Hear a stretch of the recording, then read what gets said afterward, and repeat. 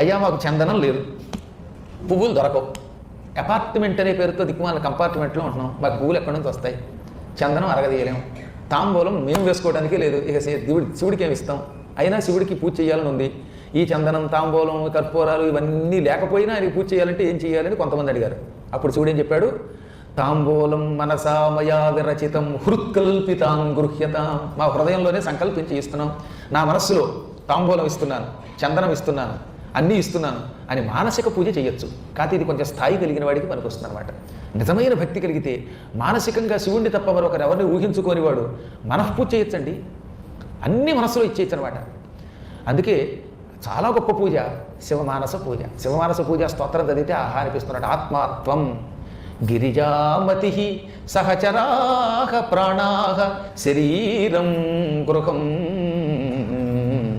పూజాతే విషయోపభోగరచన నిద్రా సమాధి స్థితి సంచార పదయో ప్రదక్షిణ విధి స్తోత్రాణి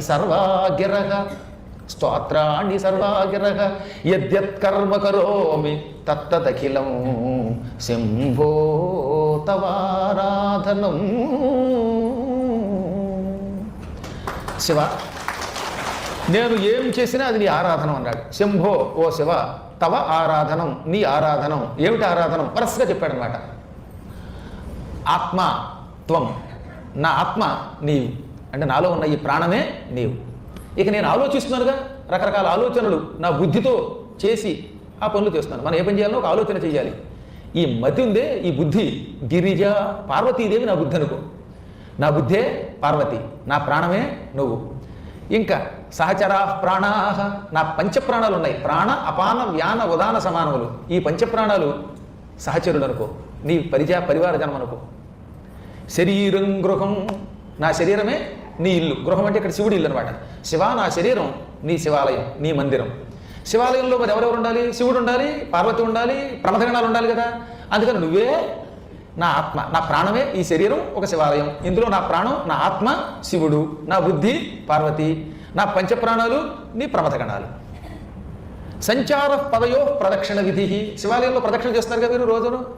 మరి ఇప్పుడు శరీరమే శివాలయం అయితే ఇందులో ప్రదక్షిణ ఏమిటి? నా శరీరంతో నేను అటు ఇటు తిరుగుతున్నానుగా, వంట చేయడానికి తిరిగాను, పెంట చేయడానికి తిరిగాను, అటు ఇటు నిరంతరం తిరుగుతూనే ఉంటాం. అంటే కొంతమంది అంటే పెద్ద ఎక్కువ తిరగలేకపోవచ్చు, కానీ ఏదో సమయంలో ఎక్కడో చోట తిరుగుతాం కదా మనం.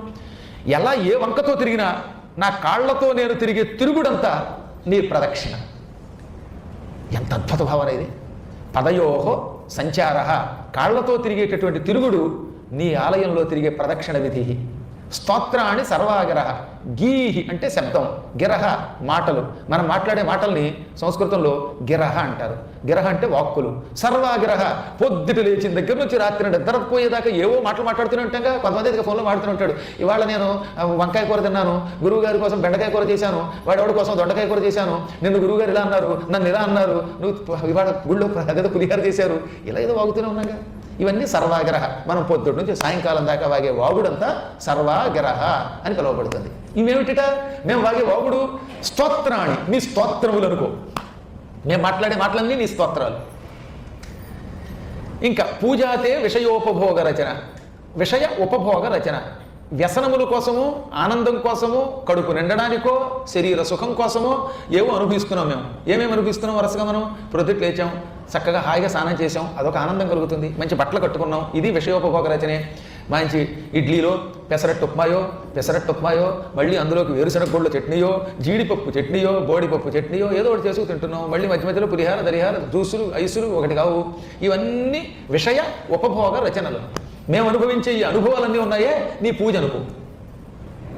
పొద్దుటి నుంచి మనం సాయంత్రం దాకా మన శరీర సౌఖ్యం కోసం ఆహారం తీసుకుంటున్నాం, బట్టలు కట్టుకుంటున్నాం, ఇవన్నీ ఆయన పూజలట. బట్టలు కట్టుకున్నా నీకే బట్ట కట్టామనుకో, తింటున్నా అది నీకు నైవేద్యం అనుకో. ఈ విధంగా మేము అనుభవించేవన్నీ నీ పూజ. ఇహ మహానుభావులు, ఇది గొప్ప మాట, ఇది అందరికీ అవసరమయ్యాయి. అందులో ఉపన్యాసంలో కొంతమందికి మరింత బాగా అవసరమయ్యాయి. కుర్చీలు అలా కూర్చోగానే అంటామే నిద్ర, సమాధి స్థితి. ఇది నిద్ర కాదు, మనకి తెలియట్లేదు కూడా, అలా నిద్రపోతాడు అనుకుంటున్నాం. సమాధి స్థితి అనుకో ఇది అన్నాడే. మా అనుభవం నాకు ఇప్పుడు ఇంతకాలానికి అర్థమైంది. కొంతమంది అలా కుర్చీలో కూర్చొని ఇలా అంటుంటే తెలియక నేను నిద్రపోయాను అనుకున్నాను. ఎంత అమాయకుండండి, అందుకే నన్ను ఇలా అందరూ ఆడుకుంటున్నారు. అది సమాధి స్థితి అట. నిద్ర సమాధి స్థితి. ఈ విధంగా యద్యత్ కర్మ కరోమి, యత్ యత్ కర్మ, ఏ పని, యత్ అంటే ఏ అనమాట, యత్ యత్ ఏదేది, నేను ఏ కర్మ పనులను కరోమి చేస్తున్నాను అంటే నేను ఏ పనులు చేస్తున్నానో అవన్నీ కూడా తత్తత్ అఖిలం.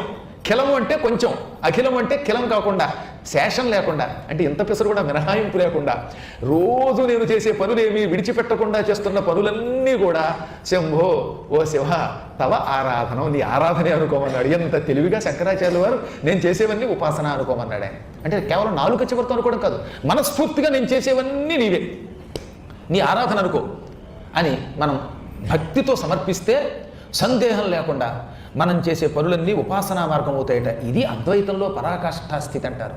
శివ మానస పూజ అంత గొప్పదండి. కాకపోతే ఎక్కువ మంది ఏం చేస్తున్నారనమాట, కష్టం వచ్చినప్పుడు మాత్రమే ఆయనకి సమర్పిస్తున్నారు, కానీ సుఖాలు పొందుతుంటే మాత్రం ఆనందంగా ఇదంతా నాదే ఎంజాయ్ చేస్తున్నారు. అలాగా సుఖ దుఃఖాలు సమస్త కార్యాలు అత్యంత భక్తితో ఆయనకే సమర్పించేస్తే, సర్వం మనస్ఫూర్తిగా సమర్పిస్తే అప్పటికి మనం చేసేది ఏమీ లేదు.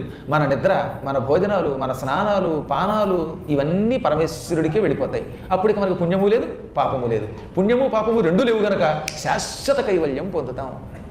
అందుకని శివమానస పూజ చాలా గొప్పది. ఇవేవి దొరకని వాడు మానసికంగా అన్నీ సమర్పించవచ్చు. దీనికి తత్వజ్ఞానం, దీనికే తత్వపూజ అని పేరు. మామూలు తత్వపూజ కదటండి, సర్వమంగళ తత్వపూజ అని పేరు.